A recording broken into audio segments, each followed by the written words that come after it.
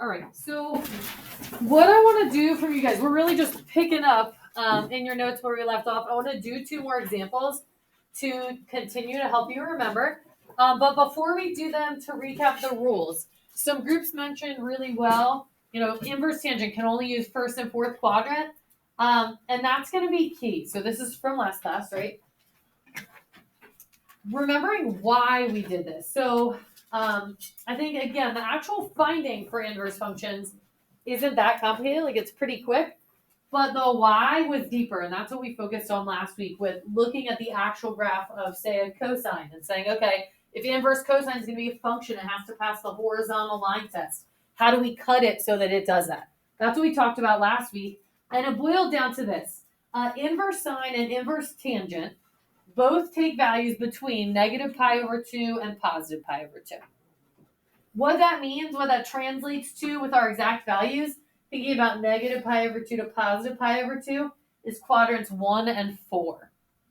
Thinking about 1 is going to be all our positive values, 4 will be our negatives. Now that doesn't work with cosine, inverse cosine, because in quadrants 1 and 4, cosine is positive in both of those quadrants, right? Cosine is the x value. So to get those negatives for cosine, we had to jump over into the second quadrant. So for inverse cosine, we see that domain between 0 and pi, which means we use values from quadrants 1 and 2. That's why, like 17 on the homework, the answer was 0, not 2 pi. We know those are coterminal, but 2 pi doesn't fall into the 0 to pi, so you can't use it. So you have to be careful. It's a little picky, and it's just the way it is, okay? A great question came up last period. Are reciprocal functions follow these? So cosecant also uses the first and fourth quadrant. Cotangent also uses the fourth and first quadrant.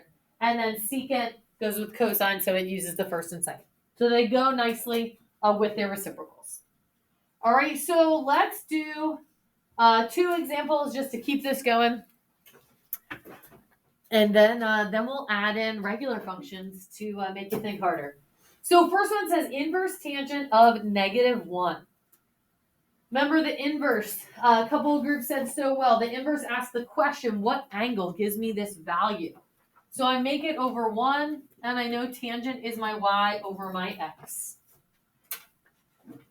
Inverse tangent is allowed to be in the first and fourth quadrant. If I need it to be negative, it is going to be in the fourth quadrant. Y is negative 1, x is 1. That means the hypotenuse is root 2. I need a 45 to make that happen. It's in the fourth quadrant, so I'm going to call it negative pi over 4. And that's my answer. So we are deconstructing the value to get back to the angle, and we're making sure we land in the domain where we're allowed to be. So then inverse cosine of negative 1 is like the one I just talked about from your homework. So we started out the same way. Cosine of one angle gives me this value. Negative 1 is the value. So I put it over 1. Cosine 6er is the x over the r. If I go to draw it, I would say inverse cosine is allowed to be in the first or second quadrant. It's negative, so I need to be in the second. X is negative 1, r is 1, and that triangle looks funky. If you know where it lands, like great, you go for it. But just to make sure you have a fallback, if you don't know what's happening here, do Pythagorean theorem. 1 squared equals negative 1 squared plus y squared. 1 equals 1 plus y squared, and all of a sudden y squared is 0. So this is 0. So picture, what happens to that triangle if I take that leg out, right? If you pull that leg out, it falls flat. And that's why we're over here at pi, and the answer is pi. If you just recognize it, if you just think unit circle, cosine's negative 1 to the left, it's pi, that's great. Clearly that's a little faster. But nice to know you can draw it, and you can actually show that it does give you that angle, okay? So those are the basic ones. That's what we saw last class. So now we're going to do a little function composition with this is technically what we're doing.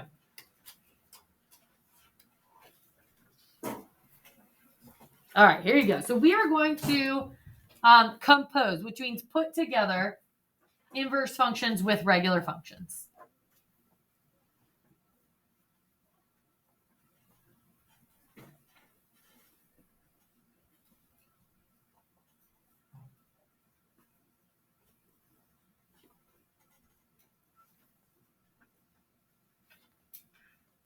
If you're thinking, wait, what is this again?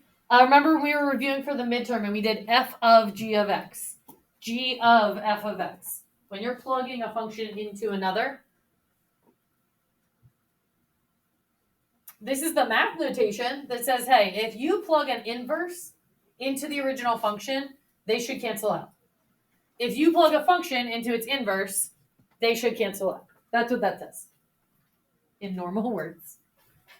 So we kind of think this happens with trig functions, but there are exceptions, and that's what we want to look at. So the idea is a function and its inverse should always undo each other. But when you get to trig functions, because they're periodic and they keep going forever and ever and ever, it makes it so you have to think about it a little more. So what we're going to go through is a series of problems, and the first one, you will probably feel a little confused. The second one, you might still feel a little confused. By the third one, you should start to be like, I'm noticing something. Then we'll try another one. So we're going to do, I think, about 6 of these to show you how you can like build the understanding. So don't despair if you feel confused at the first problem. All right, here it is.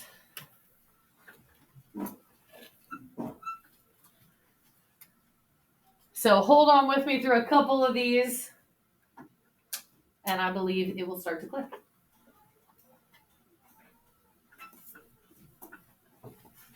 So this says cosine of inverse cosine of 0.6. Whenever you do something like this, you start at the inside, you work your way out, right? That's like order of operations. Start on the inside, work your way out. So we start on the inside with inverse cosine of 0.6. Using what we just did, that says cosine of what angle gives 0.6. So that's the value. So I'm going to put it over 1. We don't normally put decimals over integers, but we're going to roll with it for now. And this is cosine, so it is the x over the r. Inverse cosine is allowed to be in the first or second quadrant. This is positive, so it's in the first quadrant.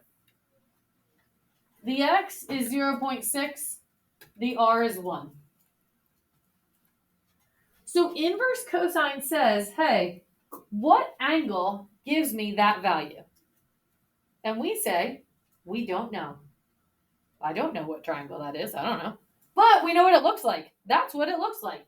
So I'm going to call it theta, and I'm not going to worry too much about it. Because what I actually want to find is cosine of theta. Can I find cosine of theta given that picture? I can. If that is theta, well, hey, I can find cosine. Cosine is the x over the r. 0.6 over 1 is 0.6, which is my answer. I know, it's like I'm speaking in riddles. All right, let's do another one. Here we go.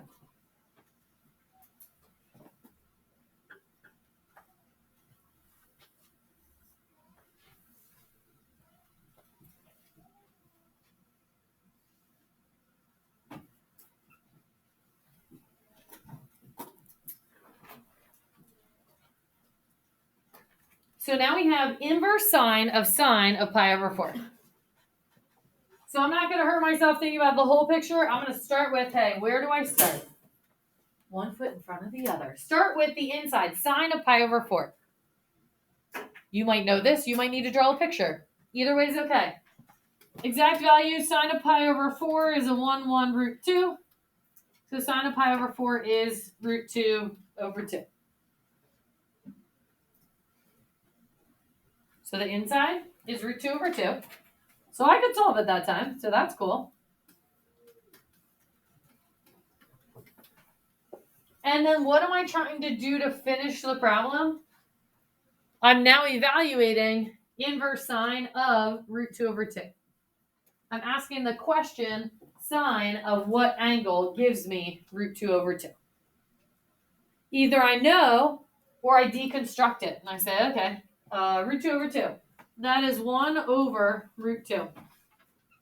Sine is the y over the r.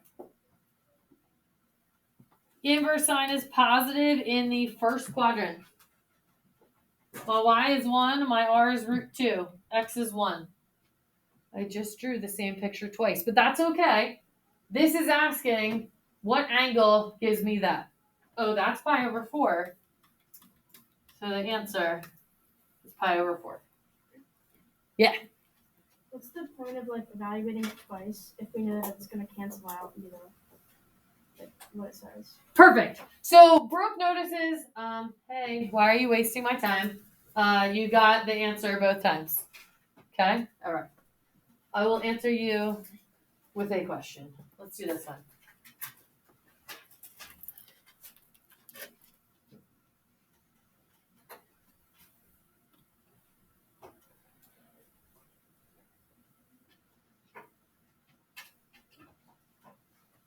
All right, so inverse tangent of 3 pi over 4 to answer the question. So you start on the inside. Okay? So we start out tangent of 3 pi over 4. 3 pi over 4 is over here. That is a negative 1, 1, root 2. Tangent of that, the y over the x gives negative 1. Yeah? So this gives negative 1.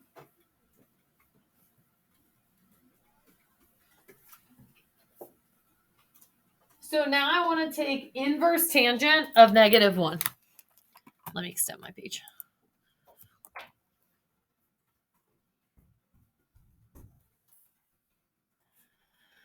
All right, inverse tangent of negative 1 says tangent of what angle gives me negative 1. So I make it negative 1 over 1. It's the y and it's the x. Inverse tangent is allowed to be in the first and the fourth quadrant.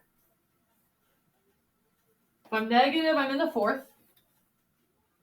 Negative 1, 1, root 2. That is a pi over 4, but that's not 3 pi over 4, right? That for inverse tangent is negative pi over 4. That's my answer. So it didn't just cancel out, right? That one didn't just cancel out. But what it gave you is the same type of angle in a quadrant where inverse tangent is allowed to operate. That's what it did. Okay? Let me show you another one.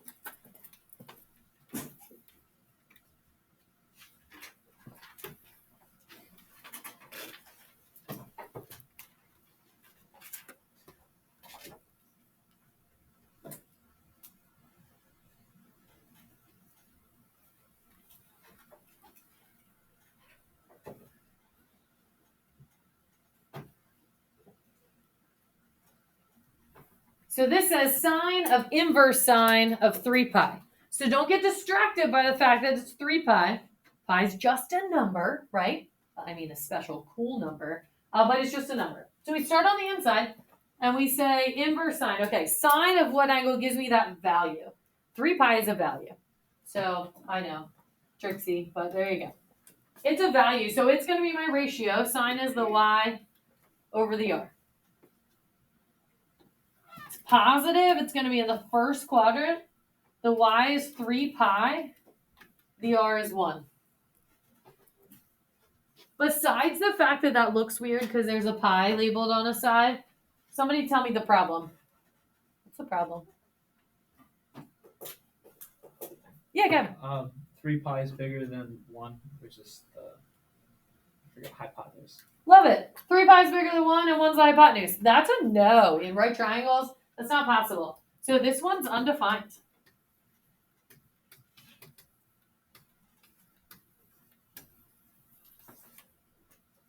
Okay, that one doesn't have a solution.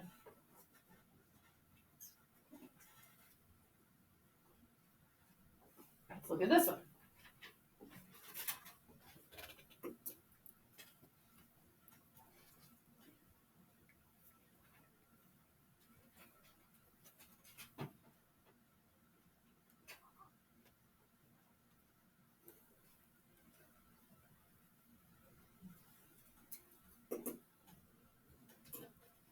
So we have cosine of inverse cosine of 1.5. So we start on the inside. Cosine is the x over the r. If you don't see anything there, you keep drawing it. Cosine, first quadrant positive, x is 1.5, r is 1. Same problem, right? The leg is bigger than the hypotenuse. So this is also undefined.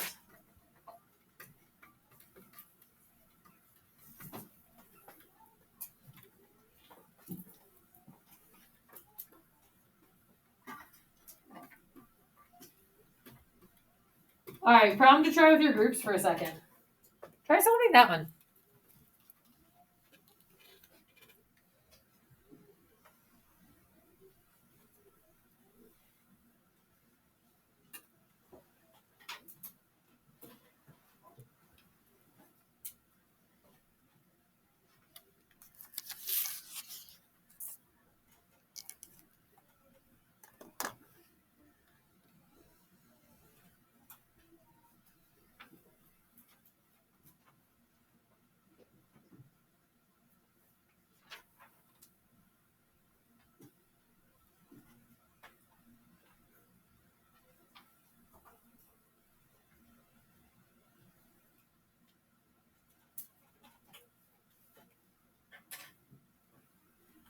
All right, use your voices. Talk for a second.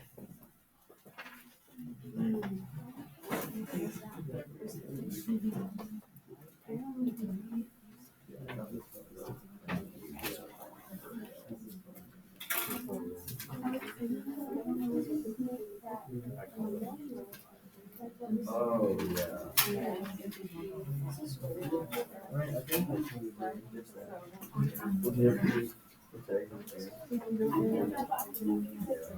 I got 1.5. But she did that before. It was like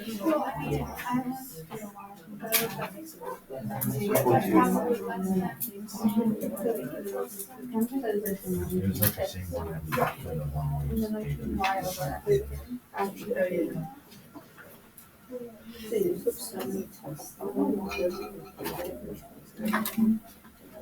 All right. So my hope is that you saw that this one was not undefined. Do you agree? Not undefined. So you do it, you approach it the same way, right? You start on the inside. You say, okay, tangent of what angle gives me this value? But tangent is the y over the x. So when you look at a graph here, 1.5 and 1, we don't have a problem with that. Is it weird? It is weird. Yes. Could you do Pythagorean theorem? You could. But that inverse tangent is saying, what is this angle theta? I don't know. But can I take tangent of theta given that picture? Yes, I can. Tangent is the y over the x. You get 1.5 over 1, which is 1.5. So what we have to get used to is seeing that some of these are undefined, while others just have to move something to a different quadrant, and others cross off and give you what you started with. And it's getting used to that. And what I would love is after you've done the homework on this, after you've done the homework on this and had more time personally to think about it, I want to talk about the trends because there are rules where you can just know the rule and know which way it's going to go. But I think it really makes sense once you've tried it out. All right, let's do this one.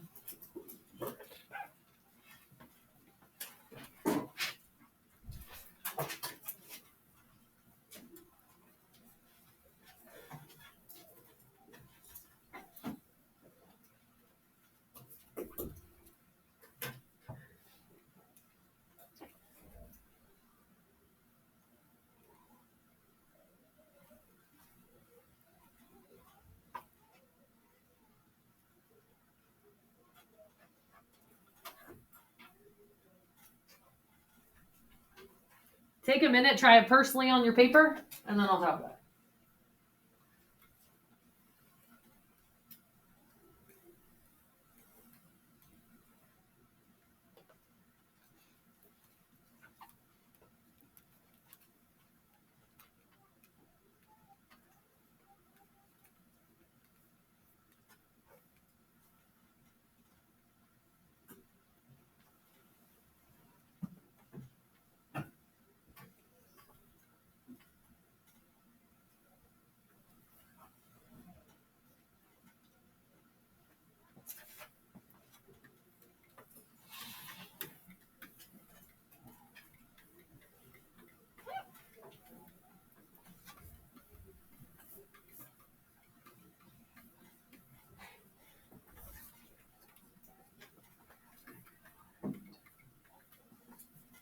All right, so you start on the inside, right? Again, there's a way to think just big picture every time. But I think the easier way to build on things you already know, starting on the inside, working your way out. What is sine of 3 pi over 2? Well, 3 pi over 2 is straight down. Sine, the y over the r gives you -1. So then we take the inverse sine. Sine of what angle gives me -1? The y is -1, the r is 1. We're at the same spot. We have to call it something different. Who can tell me what I call it? Yeah, Corinne, go ahead. -pi/2. So nice. So we have to be in that domain between -pi/2 and pi/2. So we're talking about the same spot within the domain. That's mind bending. Last problem.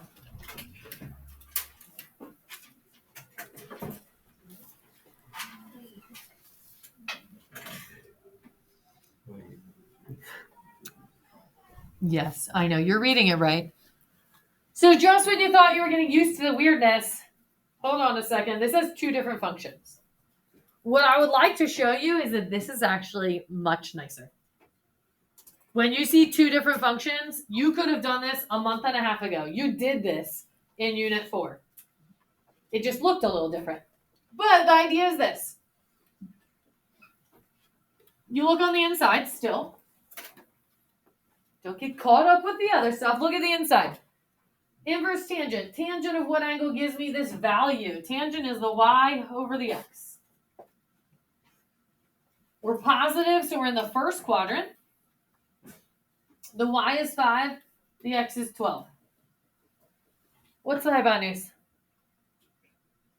13. 13. Yes. Thank you. 13. Pythagorean triple, or you do Pythagorean theorem. It works too. That's one that sometimes people just know. That was good. Thank you. All right. Inverse tangent wants to know, what is theta? I don't know. You don't know either. But can we take cosine of theta? Yes, we can. Right? If we have a picture, it's as good, if not better, as having the angle. So cosine of theta, x over r, is 12/13. That's right. All right? This takes some getting used to in your brain. I'm going to pass out your homework while you... Wait, don't you shut that paper. Hold on. You might as well do something. Try that one while I pass out your homework.